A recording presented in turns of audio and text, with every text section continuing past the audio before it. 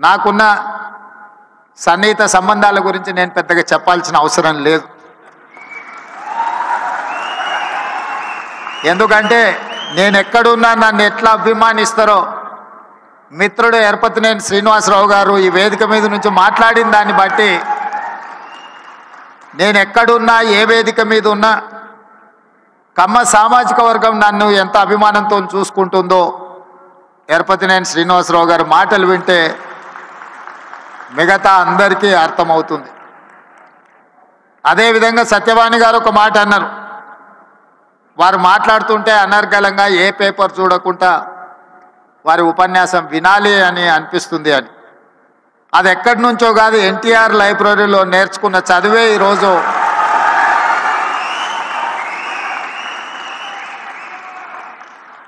ఎన్టీఆర్ లైబ్రరీలో మేము చదువుకున్న చదువు ఇవాళ జీవితంలో ఉన్నత స్థానాలకు రావడానికి ఉపయోగపడ్డదని నేను గట్టిగా అందరి ముందు చెప్పడానికి ఏమాత్రం జంకను. మనం వచ్చిన నేపథ్యం, మన రాణించిన తీరు, మనకు అవకాశం ఇచ్చిన వాళ్ళను తక్కువ చేసి మాట్లాడవలసిన అవసరం లేదు, చిన్న చేసి చూడడము పద్ధతి కాదు. అదేవిధంగా కమ్యూనిటీకి సంబంధించిన గొప్ప వ్యక్తుల గురించి, చరిత్ర గురించి మా మిత్రులు చాలామంది చెప్పారు. మిత్రుడు కుసుమ్ కుమార్ గారు ఎన్టీఆర్ కంటే ముందు 52 మంది కమ్మ సామాజిక వర్గం ఎమ్మెల్యేలు ఉండేవాళ్ళు అని అన్నారు. కానీ ఎన్టీఆర్ వచ్చిన తర్వాత ఎన్టీఆర్ ఒక బ్రాండ్ క్రియేట్ చేసింది. NTR is brand for politics. NTR is brand for leadership. వారు ఇచ్చిన అవకాశాలతోని ఆ రాష్ట్రమైనా ఈ రాష్ట్రమైనా ఏ రాజకీయ పార్టీ అయినా ఈరోజు నాయకులు ఉన్నారు అని అంటే ఎన్టీఆర్ గారు ఆనాడు ఇచ్చిన అవకాశాలే. ఇవాళ ఇక్కడ ఆయనను అవమానించేటట్టు మాట్లాడిన వాళ్లకు అవకాశం ఇచ్చింది ఆయన్నే. ఇవాళ ఆయన గౌరవం ఉండాలి, ఆయన పేరును స్మరించుకోవాలని చెప్పేవాళ్ళు కూడా ఆయన ఇచ్చిన నాయకత్వంతో వచ్చినోళ్ళే. అది ఎన్టీఆర్ లోపము, ఎన్టీఆర్ తప్పు కాదు. ఎన్టీఆర్ అందరికీ అవకాశం ఇచ్చిండు. అవకాశం వచ్చిన వాళ్ళు ఒక్కొక్కరు ఒక్కొక్క రకంగా ఉండొచ్చు, అది వాళ్ళ యొక్క విజ్ఞత. అదేవిధంగా ఎన్జి రంగా, అదేవిధంగా వెంకయ్య నాయుడు. ఈనాడు చంద్రబాబు నాయుడు గారి గురించి నేను చెప్పాల్సిన అవసరం లేదు.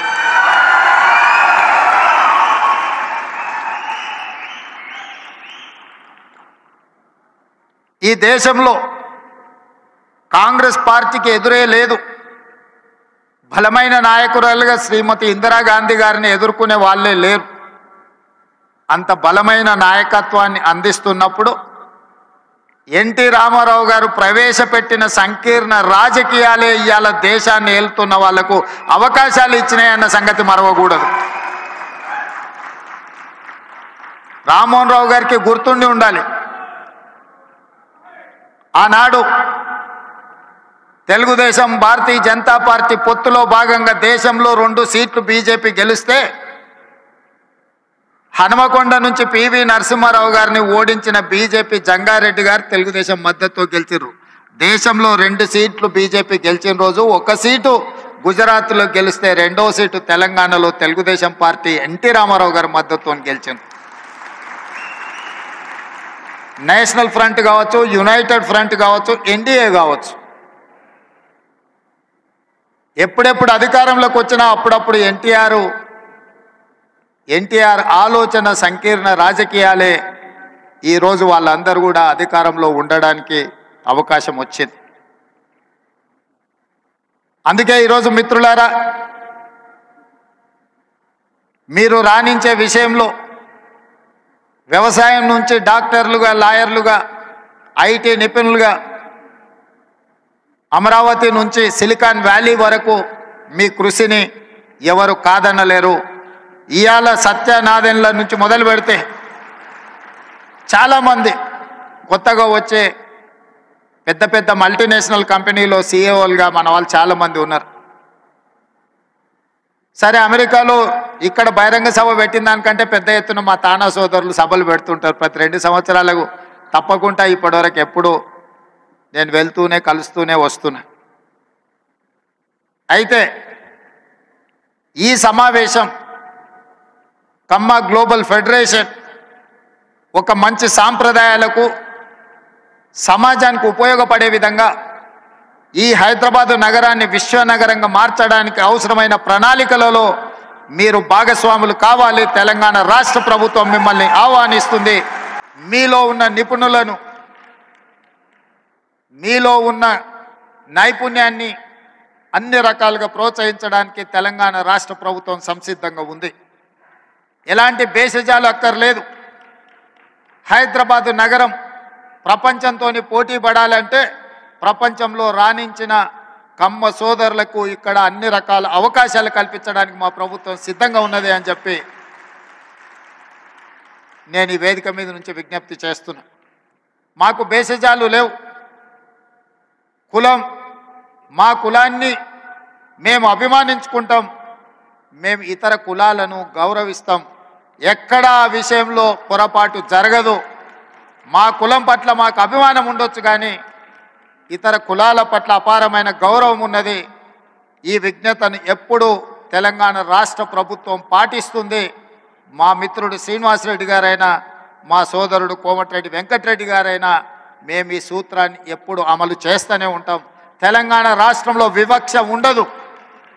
తెలంగాణ రాష్ట్రంలో మీ కష్టానికి గుర్తింపు ఉంటుంది, మీకు అవకాశాలు ఉంటాయి. అదేవిధంగా ఈరోజు ఈ నగరం రాణించాలి అని అంటే పెట్టుబడులు రావాలి, పరిశ్రమలు పెరగాలి, దానికి అవసరమైన అనుమతులు ఇవ్వాలి.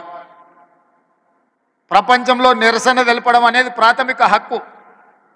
పన్నులు కడుతున్న ప్రాంతంలో ఎవరైనా తమకు నచ్చనప్పుడు, తమకు నచ్చని కార్యక్రమాలు ప్రపంచంలో జరుగుతున్నప్పుడు నిరసన తెలపడం అనేది, నిరసన తెలపడానికి అవకాశం ఇవ్వడం అనేది ప్రభుత్వాల బాధ్యత. నాడు తెలంగాణ ఉద్యమం జరుగుతున్నప్పుడు తెలంగాణ పిల్లలు అమెరికాలో వైట్ హౌస్ ముందర కూడా నిరసన తెలిపిన, అమెరికాలో కూడా తెలంగాణ ఉద్యమం చేయడానికి అమెరికన్ ప్రభుత్వమే అనుమతి ఇచ్చినప్పుడు తెలంగాణ రాష్ట్రంలో కొంతమంది తమ నిరసన తెలపాలనుకున్నప్పుడు ప్రభుత్వాలు నిర్బంధించాలన్న ఆలోచన వాళ్ళ పతనానికి దారి తీసింది తప్ప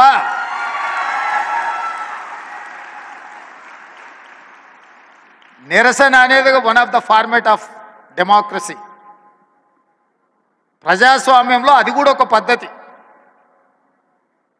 ఆ పద్ధతిని మేము నియంత్రిస్తాం, నిర్బంధిస్తాము అని అంటే దాని ఫలితాలు ఎట్లుంటాయో డిసెంబర్ 3, 2023 నాడు చూసేది.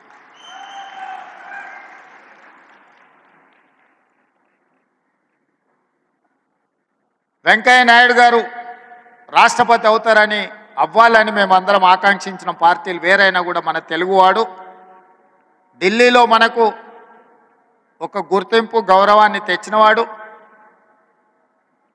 జైపాల్ రెడ్డి గారు, వెంకయ్య నాయుడు గారు జంట కౌలు లాంటోళ్ళు. వసంత నాగేశ్వరరావు గారు ఉన్నారు, వారికి జైపాల్ రెడ్డి గారి కుటుంబంతో ఉన్న సంబంధాలు, అనుబంధం నేను ప్రత్యేకంగా చెప్పాల్సిన పని లేదు. ఇప్పుడు ఢిల్లీలో నాయకత్వ లోపం కనిపిస్తున్నది. వెంకయ్య నాయుడు, జైపాల్ రెడ్డి గారు, అంతకంటే ముందు పివి నరసింహారావు గారు లాంటి, ఎన్టీ రామారావు గారు లాంటి నాయకులు తెలుగు రాష్ట్రాల నుంచి మన వాళ్ళు అక్కడ ఉంటే ఈరోజు జాతీయ స్థాయిలో మనకు కొట్టొచ్చినట్టుగా నాయకత్వ లోపం కనిపిస్తున్నది. మనందరం ఆలోచన చేయాల్సిన సందర్భం వచ్చింది. కులానికి, ప్రాంతానికి అతీతంగా మన తెలుగువారి యొక్క నాయకత్వం, తెలుగువారి యొక్క అభివృద్ధి కోసం పనిచేసే బలమైన నాయకత్వాన్ని ఢిల్లీలో మళ్ళీ రాణించాలి. అలా రాణించే నాయకులు ఎవరున్నా ప్రోత్సహించాలన్న ఆలోచన ఈ వేదిక మీద నుంచి మనందరం కూడా నిర్ణయం తీసుకోవాల్సిన అవసరం ఉన్నది.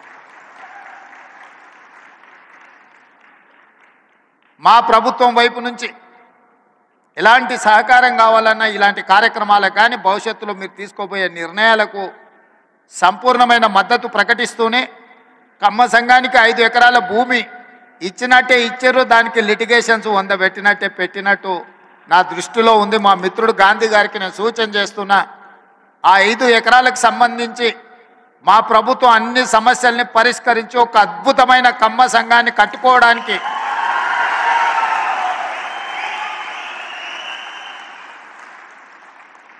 వేదిక మీద సివి రావు గారు ఉన్నారు. అమీర్పేట చౌరస్తాలో ఎప్పుడు చూసినా కమ్మ సంఘం సివి రావు గారు కనిపిస్తూనే ఉంటారు.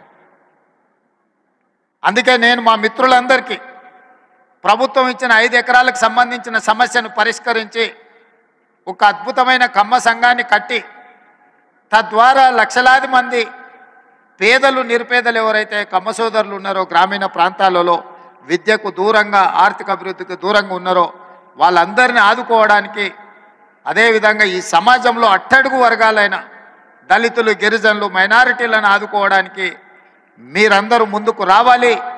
ఆ సంఘం భూ సమస్యను పరిష్కరించడమే కాకుండా నిర్మాణానికి అవసరమైన సహకారాన్ని మా రాష్ట్ర ప్రభుత్వం అందిస్తుంది అని చెప్పి ఈ కేజీఎఫ్ వేదిక మీద నుంచి మీకు అందరికీ నేను మాట ఇస్తున్నా. దీనికి సంబంధించిన భవిష్యత్ కార్యాచరణ కుసుమ్ కుమార్ గారు, గోపి మన గాంధీ గారు వీళ్ళందరూ కలిసి ముందుకు వస్తే ఈ సమస్యల్ని రాష్ట్ర ప్రభుత్వం భూమికి సంబంధించిందంటే రెవెన్యూ మంత్రి గారిని కూడా అందుకే ఎంబడే తెచ్చిన వారే పరిష్కరిస్తారు. రెవెన్యూ మంత్రి గారు ఇతర సమస్యలు ఏమన్నా ఉంటే మున్సిపల్ అనుమతులకు సంబంధించింది ఉంటే ఆ శాఖ నా దగ్గరనే ఉంది. నిర్మాణానికి నిధులు కావాలంటే R&B శాఖ వెంకటరెడ్డి గారు ఇక్కడనే ఉన్నారు. కాబట్టి ఏ సమస్య అయినా అక్రాస్ ద టేబుల్ మీకు పరిష్కరించే బాధ్యత మాది. ఈ కార్యక్రమం బాగా జరగాలి, భవిష్యత్తులో ఇంకా పెద్దగా ఎదగాలి, 10 మందికి ఉపయోగపడాలి. ఏ విధంగా అయితే మీ పెద్దలు, మీ తాతలు, ముత్తాతలు 10 మందికి పట్టెడు అన్నం పెట్టినరో, భూమిని నమ్ముకొని ఉన్నారో, ఆ భూమిని, సొంత ఊరును మరవకండి.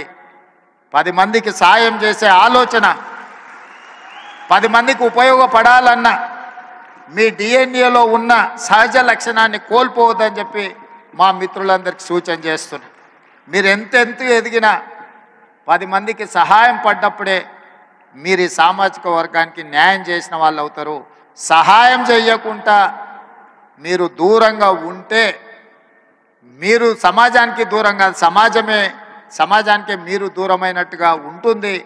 మీ సహజ లక్షణమైన 10 మందికి సహాయం చేసే ఆలోచనను ఇంకా పెంచుకోవాలి అని చెప్పి తెలియజేస్తూ మనస్ఫూర్తిగా మరొకసారి అభినందనలు తెలియజేస్తూ సెలవు తీసుకుంటున్న మిత్రులారా.